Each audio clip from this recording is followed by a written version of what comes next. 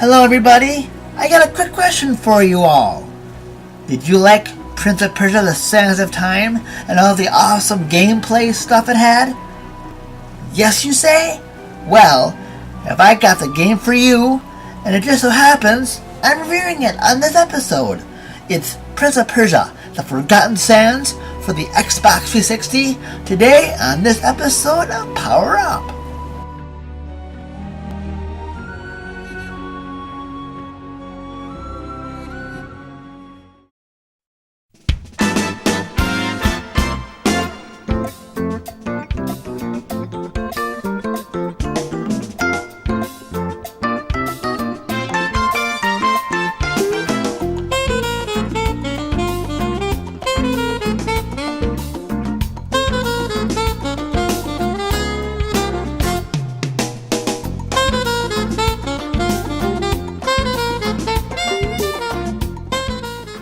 Hello again. Welcome to the show. If you're a fan of action platformers like I am, then you're probably familiar with the Prince of Persia series. It started out as a 2D platformer of sorts back on PC and the older consoles, but it moved to 3D. I know it had a little bit of trouble moving to 3D, but when they got it right, as you know, the one that started it, the current 3D ones, was Prince of Persia: The Sands of Time, which I've reviewed in an earlier episode. And then a couple games later, they made in 2008, they released another Prince of Persia game just titled Prince of Persia, which was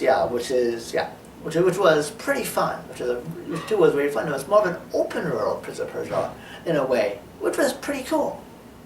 But then, when I think they were going to do a sequel to it, but I guess the Prince of Persia movie was going to come out, so I think they scrapped that and did the game that I'm about to review, which is Prince of Persia: The Forgotten Sands with the Xbox 360.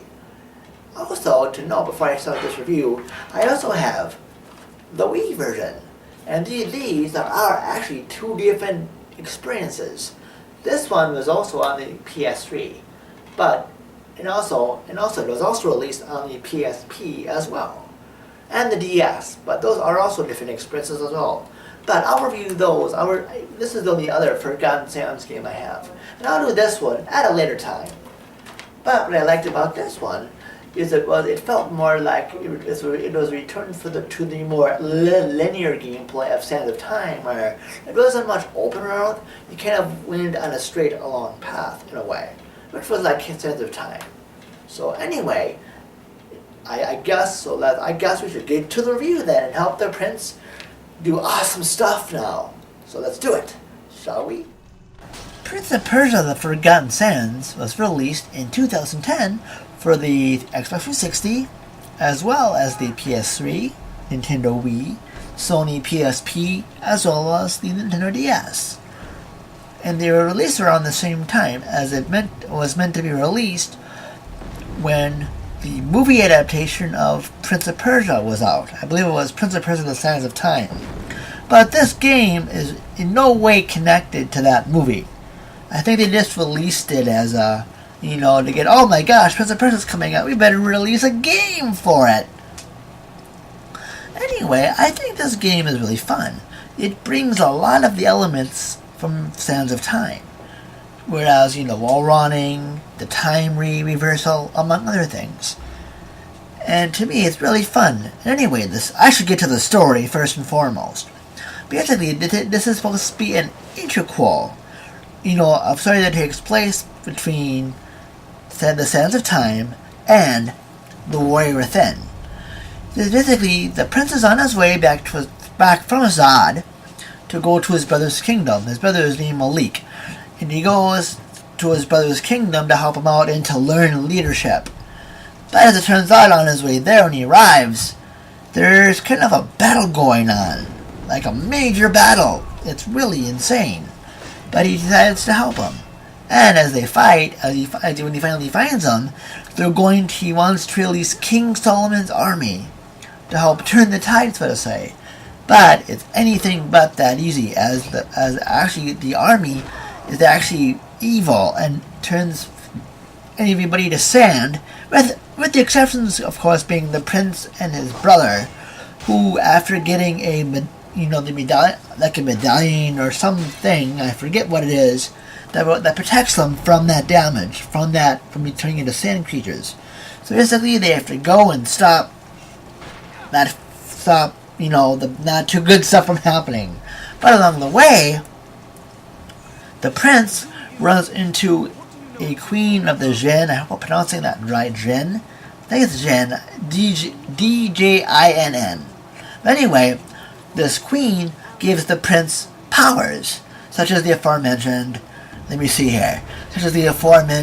time reversal that he had in the Sands of Time. And there's another ability I think I'm showing here, is the power of flow, where you can stop time to use, if you see like things of water, you can use the water, freeze water, as footholds or like wall run holds or whatever. It's pretty cool. And there's also I think there's a couple other powers that I'm not going to list, but I will list. You've probably seen me use these in this gameplay footage. There's also elemental powers, most notably to me, fire and ice, among two other ones. I know there's another one I used where I made a mini tornado which chucks out enemies like lickety-split, which is pretty cool. Also, I really like in this game how, because it's set after Sands of Time, the prince goes, this feels like a Zod. And it's really funny, I think he's mentioned that a couple of times near the beginning of the game. It's pretty funny. And also what's cool also, after you finish the game once, it's almost like, I can almost call it a new game plus type, because at first you're like, I'll play a new game.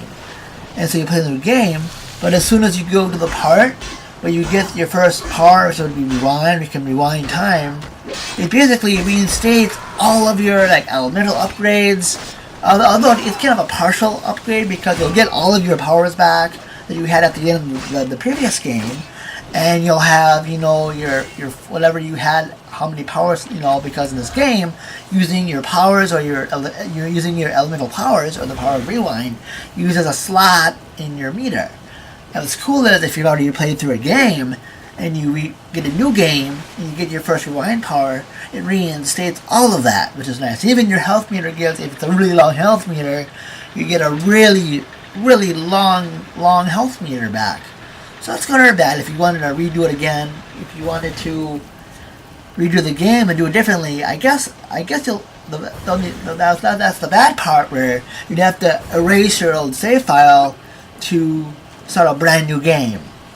But I thought it was alright. It's kind of cool that, I got all these powers again, and I enjoy it, but to each their own, I guess. But I must say though, I really enjoyed this game. Basically, I got it at my local game store for really cheap. And I guess online it got mixed reviews. But I like it because this game reminds me of a updated Prince of Persia Sands of Time. I really think that, because basically it's got the wall running, it's got rewinding. You can rewind, you can if you die, you can rewind yourself. Plus, it adds a couple new features, such as the power of flow. You can climb up, you can freeze the water to use that. You got the elemental powers. You got some other stuff, and I really like it. And it's really cool. It's like I was trying to tell one of my friends I have, who likes Prince of Persia, he really didn't care much for this game. Because I'm trying to convince him otherwise, because he really loved the Sands of Time, and he also liked the 2008 game that was shell-shaded, which I did a review on that as well. And you can search my channel for that. But anyway, it's kind of funny how he didn't like it. But I do. It's really fun, and what's cool is you can vault over your enemy and do attacks like that, like you could in Sands of Time, which was neat. But I really enjoy this game, and all I have to say is, if you find this somewhere, and it's cheap, pick it up. You won't be disappointed. And what I also like about this as well, I actually also have the Wii version of this game. And what's cool is it's a completely different game. But I'll review that one at another time. But all I have to say is, like, if you like the Sands of Time, with a couple added features thrown in, which I think enhance the experience, please give this game a look. You won't be disappointed. So as usual, if I as I usually now do when I do my finish off this review, I do my recommendation scale. As usual, highly recommended.